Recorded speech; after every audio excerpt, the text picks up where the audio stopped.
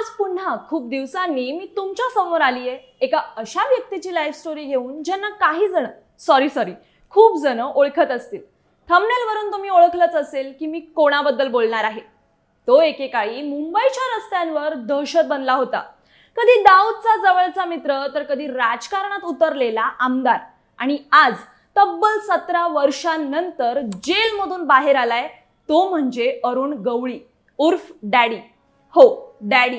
कारण मुंबईतल्या अनेक लोकांसाठी तो डॉन नाही तर एक रक्षक होता, नेता होता आणि त्यांच्या भाषेत आपला माणूस। पण खरंच तो आपला माणूस होता का, की फक्त गँग वॉरचा एक राजा? आज आपण पाहणार आहोत अरुण गवळीची कहाणी, जी गुन्हेगारी, राजकारण, बदला आणि सत्तेच्या चढ उतारांनी भरलेली आहे।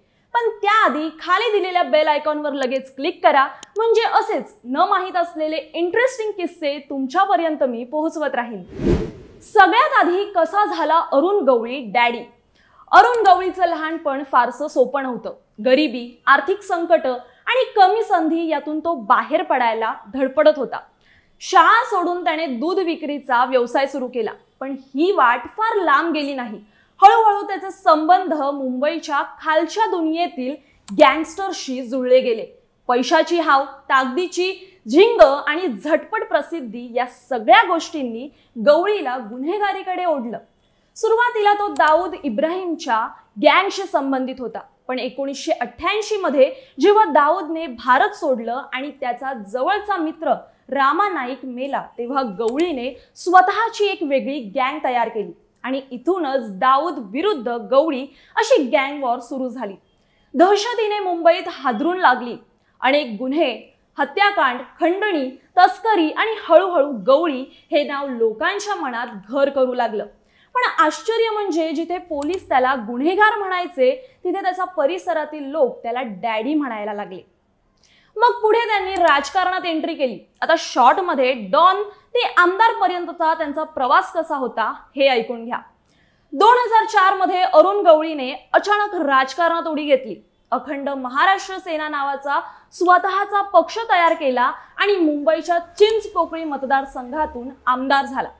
एका बाजूला गुन्हेगारी, दुसऱ्या बाजूला जनतेचा नेता, ही दुहेरी ओळख त्याने समर्थपणे हाताळली। पण ही कहाणी फार काळ शांततेत राहिली नाही, कारण यात सगळ्यात इम्पॉर्टंट गोष्टीची एंट्री झाली, ते म्हणजे कमलाकर जामसांडेकर हत्या प्रकरण। झालं असं 2007 मध्ये एक मोठं प्रकरण घडलं। शिवसेनेचे नगरसेवक कमलाकर जामसांडेकर यांची हत्या। या हत्येचा थेट आरोप गवळींवर लागला। तपासात सिद्ध झालं की ही हत्या गवळीच्या आदेशावरून झाली होती। त्यामुळे 2012 मध्ये मुंबई सत्र न्यायालयाने गवळीला आजन्म कारावासाची शिक्षा सुनावली। त्याचबरोबर 17 लाखांचा दंडही ठोठावण्यात आला। गवळीने शिक्षा मागे घ्यावी म्हणून सुप्रीम कोर्टात अपील केलं आणि त्या खटल्याचंही अंतिम सुनावणी 2026 मध्ये होणार आहे। मात्र त्याआधीच तब्बल 17 वर्ष तुरुंगात राहिल्यानंतर गवळीला वाढत्या वयामुळे आणि तब्येतीच्या कारणांमुळे जामीन मिळालाय।